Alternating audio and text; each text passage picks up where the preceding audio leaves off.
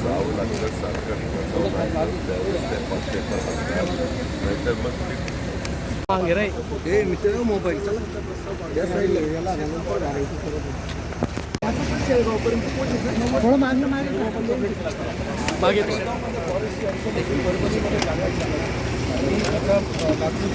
अरे चला ना बाबा हे काय चालेल.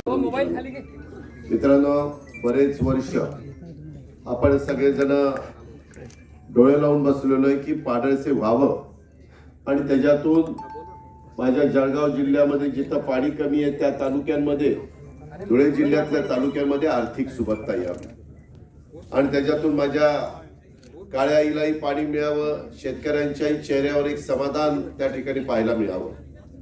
बरेच वर्ष चाललेलं आहे काम. वेगवेगळ्या प्रकारच्या अनेक अडचणी त्याच्यामध्ये आल्या. फॉरेस्टची अडचण आली, इतर वेगवेगळ्या समस्या आल्या. मोठ्या प्रमाणावर जमीन शेतकऱ्यांची पाण्याखाली जाते, ती जमीन घ्यावी लागतीये, त्याला मोबदला द्यायचं काम करावं लागतंय. या सगळ्या गोष्टी होत असताना आता त्यांनी सांगितलं, अनिल भाईदास पाटलांनी, तसं 4,900 कोटी रुपयाची सुधारित प्रशासकीय मान्यता, त्याला सुप्रमा म्हणतात. सुप्रमा आपल्या राज्याचे मुख्यमंत्री एकनाथराव शिंदे, उपमुख्यमंत्री देवेंद्र फडणवीस आणि आम्ही मंत्रिमंडळातील बाकी सगळ्या सहकाऱ्यांनी त्यामध्ये पाठपुरावा केला आणि ती सुप्रमा मिळवून दिलेली आहे. त्याच्यामुळं बऱ्याच अंशी प्रश्न सुटलेले आहेत.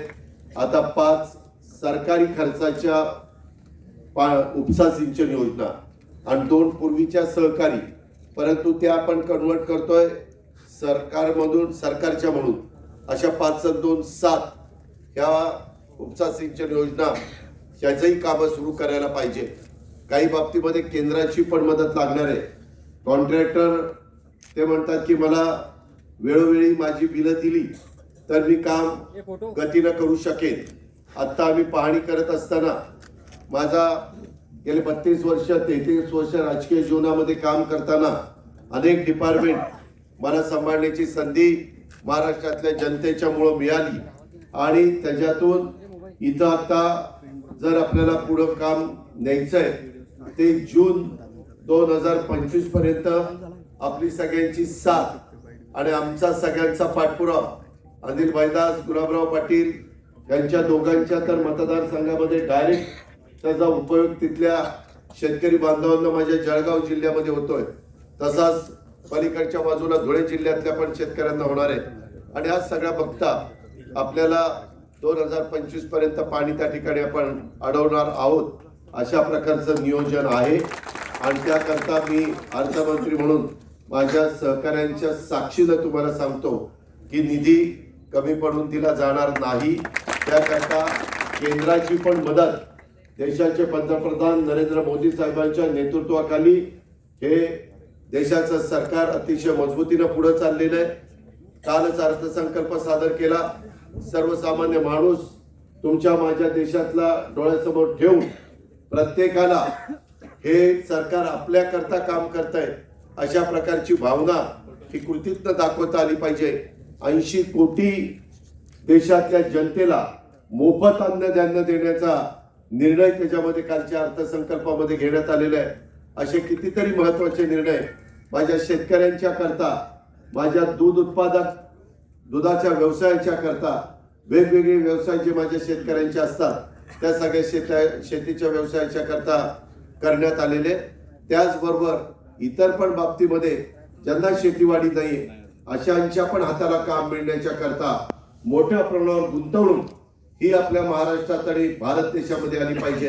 अशाही प्रकारचा एकंदरीत एक नियोजन या कालच्या अर्थसंकल्पाच्या निमित्तानं त्या ठिकाणी केलेलं आहे. पाठीमागच्या काळामध्ये निवडणुका येत असतात, जात असतात. आम्ही काही भूमिका घेतली, कारण आज तरी माझ्यासारख्या कार्यकर्त्यांनी 32-35 वर्षात अनेक पंतप्रधान पाहिले. आज मी 9, 9.5, पावणे 10 वर्ष देशाचे पंतप्रधान नरेंद्र मोदी साहेबांचं पण काम बघतोय. एक विजन असणारं व्यक्तिमत्व. गुजरातचा कसा काळा पालट केला, आपल्या जवळच पूर्ण नंदुरबारला लागून गुजरात आहे. तर आपल्या इथले काही प्रश्न आहेत ते मध्य प्रदेश, गुजरात आणि महाराष्ट्र या 3 राज्याशी संबंधित पाडळसेचे काही प्रश्न आहेत. पण सुदैवाने तिन्ही राज्यामध्ये नरेंद्र मोदी साहेबांचं नेतृत्व मान्य असणारी सरकार आहे. गुजरातमध्ये पण आहे, मध्य प्रदेशमध्ये तर अलीकडेच आलेलं आहे आणि एकनाथराव शिंदे आणि आम्ही सगळेजण देखील त्याच पद्धतीनं काम करतो.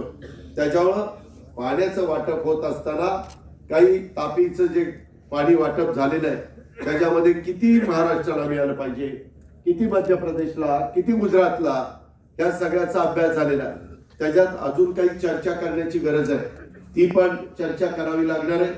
त्याच्यामध्ये वेळ पडली तर देश पातळीवर जाऊन तिथं तिन्ही मग मुख्यमंत्र्यांना बोलून आणि पाटबंधारे मंत्र्यांना बोलून त्याच्यात मार्ग काढता येईल.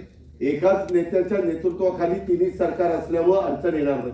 त्याच्याऐवजी जरा वेगळ्या विचाराचं सरकार एखाद्या ठिकाणी असतं आणि दोन एका विचाराचे असतील तर तीन ठिकाण काम बिघाड झालं असतं. आता मात्र तसं होणार नाही, मी जबाबदारीनं तुम्हाला सांगतो. कारण आम्ही अनेक वेगवेगळ्या प्रकारचे प्रकल्प मार्गी लावलेले कार्यकर्ते आहोत आणि आज हे सर्वसामान्यांचं सरकार ज्यावेळेस एकनाथराव शिंदेच्या नेतृत्वाखाली काम करत आहे त्यावेळेस तिथं देखील कुठलाही माझा उत्तर महाराष्ट्रातला असेल, खानदेशातला किंवा पश्चिम महाराष्ट्र असेल, कोकण असेल, विदर्भ असेल, मराठवाडा असेल, कुठल्याही भागातला हा माझा सहकारी कुठं मागे राहता कामा नाही. तर आमच्याकडे काही सरकार बघणार आहे का नाही अशा प्रकारचं सगळीकडचा विचार करून आपली कामं चाललीत. नॅशनल हायवेची मोठी कामं चाललीत. वंदे भारत ह्या ट्रेनच्या पण बाबतीमध्ये मोठ्या प्रमाणावर रेल्वे लाईनची कामं चाललीत. नवीन नवीन रेल्वे सुरू होतात, विमानतळांची कामं मोठ्या प्रमाणावर चाललेली आहेत. अशा पद्धतीचे बदल तिथं होत आहेत. जगामध्ये आपल्या देशाच्या पंतप्रधानांना एक मान सन्मान मिळालेला आहे. आज कुठल्याही देशामध्ये गेल्यानंतर मोठ्या उत्स्फूर्तपणे देशाचे पंतप्रधान नरेंद्र मोदी साहेबांचं स्वागत तिथं होत असतं, हेही आपण सगळेजण पाहतोय. आणि आज कुठली दिवाळी, कुठलाही सण न साजरा करता स्वतः देशाचे पंतप्रधान रात्रंदिवस जनतेच्या करता, जनतेचे प्रश्न सुटण्याच्या करता, तरुणांना तरुणींना रोजगार मिळण्याच्या करता सर्व घटक अनेकांना घर, करोडो रुपयाची घर बांधणीचा कार्यक्रम त्या ठिकाणी कालच्याही अर्थसंकल्पामध्ये सादर केलेला आहे. त्याच्यामध्ये गॅस तोही देण्याचा कार्यक्रम. तुम्हाला आश्चर्य वाटेल, काही दिवसापूर्वी पंतप्रधान सोलापूरला आले होते. मित्रांनो, 15,000 लोकांना चाव्या देण्याचा कार्यक्रम झाला. किती? 15,000 घर बांधली आणि अजून 15,000चं काम चाललंय. एका ठिकाणी 30,000 घर बांधण्याचा कार्यक्रम चाललाय. अशा पद्धतीची कामं चालली. गरीबाच्या गरीब माणसाला जो भूमिहीन आहे त्याला पण घर देतोय आपण. आणि अशा प्रकारचं ज्याच्यातून तुमच्या परिसरातल्या शिवारामध्ये पाणी फिरल्यानंतर खऱ्या अर्थाने इथं आर्थिक सुबत्ता येईल. खऱ्या अर्थाने माझा कापूस पिकवणारा, माझा सोयाबीन, माझा गहू, माझा ज्वारी, मका पिकवणारा शेतकरी हा अतिशय समाधानी होईल. त्याच्यामध्ये केळी म्हणू नका, फळफळावळ म्हणू नका, ऊस म्हणू नका, ज्याच्यातनं तुम्हाला 2 पैसे मिळणार आहे. पोल्ट्रीचा व्यवसाय असेल, दुधाचा व्यवसाय असेल, दुधाच्याही व्यवसायाच्या करता कालच्या बजेटमध्ये करोडो रुपयाची तरतूद त्या ठिकाणी केलेली आहे. आणि मी देखील ज्या भागात नाही तो तुम्हाला आश्चर्य वाटेल, माझ्या स्वतःच्या तालुक्यातनं रोज 8 लाख लिटर दूध आज मार्केटला जातं. 8 लाख लिटर दुधाचा 35 रुपयांनी दर बघितला तर 8 तरी 24 आणि 8 45 किती लाख रुपये आज त्या भागामध्ये येतात त्याचा विचार करा. त्याच्यातून बदल होत असतात, त्याच्यातनं आर्थिक सुबत्ता येत असते. तुम्ही पण पाठीमागच्या काळामध्ये आम्ही तुम्हाला आव्हान केल्यानंतर या भागातल्या सहकारी मित्रांनी तुम्हाला मी सांगितलं होतं, अंमळनेरला अनिल भाईदास पाटलांना उमेदवारी दिल्यानंतर त्याच्या आधी 10 वर्षापूर्वी तुम्ही कृषीभूषण साहेबराव पाटलांना निवडून दिलं. मध्ये 5 वर्ष वेगळ्या विचाराचं आमदारांना निवडून दिलं. परंतु तुम्ही आमदारांना निवडून द्या मित्रांनो, तुम्ही आमदारांना निवडून दिलं, अनिल भाईदास पाटील तुमचे आमदार झाले. त्या आमदाराला मंत्री करण्याचं काम आम्ही लोकांनी केलं. एकनाथराव शिंदेच्या मंत्रिमंडळामध्ये पहिल्यांदा तर एकनाथराव शिंदे, देवेंद्र फडणवीस हे सगळेजण होते. आम्ही निर्णय जो घेतला हे लोकांचे प्रश्न सुटण्याच्या करता घेतला. आम्ही आज सरकारमध्ये नसतो तर मी तुम्हाला छातीठोकपणे सांगतो, हे जे काही पाडळसेचं काम आज गतीनं होऊ पाहत आहे त्याला थोडं का विना विलंब लागला असता. शेवटी राजकारण कशाच करता करायचं असतं. शेवटी मिळालेली सत्ता ही सर्वसामान्य माणसाचे प्रश्न सोडवण्याच्या करता करायची असते. आणि त्याच्यामुळं आम्ही एक वेगळ्या दिशेने महाराष्ट्र कसा पुढे जाईल. वाचाळवीर खूप आहेत, रोज सकाळी काहीतरी बरळत असतात, काहीतरी टीव्हीला सांगत असतात. कधी त्यांना चांगलं दिसत नाही. त्यांनी चष्मेश असे घातलेले आहेत की त्यांना चांगलं जे काम चाललेलं आहे ते दृष्टीपथातच पाहायला मिळत नाही. आणि म्हणून अशांचा विचार करू नका. त्याच्यामध्ये विकास कशामध्ये होणार आहे, भलं कशामध्ये होणार आहे, आपले प्रश्न कशामध्ये सुटणार आहेत. आम्ही सगळेजण शेतकऱ्यांच्या पोटी जन्माला आलेले मंत्री आहोत. त्याच्यावर शेतकऱ्यांच्या सगळ्या समस्या बारकाईने आम्हाला माहिती आहे. म्हणूनच दुधाला मध्ये 5 रुपये आपण लिटरला अनुदान देण्याचा निर्णय घेतला, धानाला निधी देण्याचा निर्णय घेतला. अनेक प्रकारचे नैसर्गिक संकट आल्यानंतर गुलाबराव, अनिल भाईदास सगळेजण आम्हाला मागणी करत असतात, इथं निधी दिला पाहिजे, इथं प्रश्न सोडवले पाहिजे, एनडीआरएफचा पैसा आणला पाहिजे, एसडीआरएफचा पैसा आणला पाहिजे. आणि या पद्धतीनं ती कामं करतो.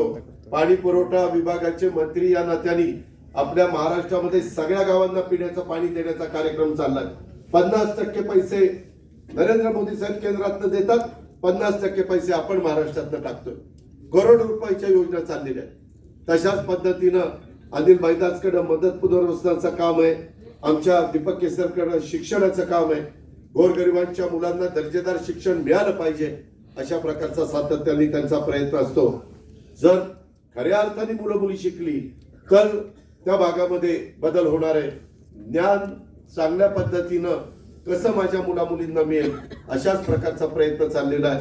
मित्रांनो, खूप काही गोष्टी बोलण्यासारख्या आहेत, परंतु तुम्ही नेहमीच आम्हाला आशीर्वाद देण्याचं काम केलेलं आहे. कुणालाही आम्हाला कुठे टीका टिप्पणी करायची नाही. तुम्ही अशीच साथ देत चला.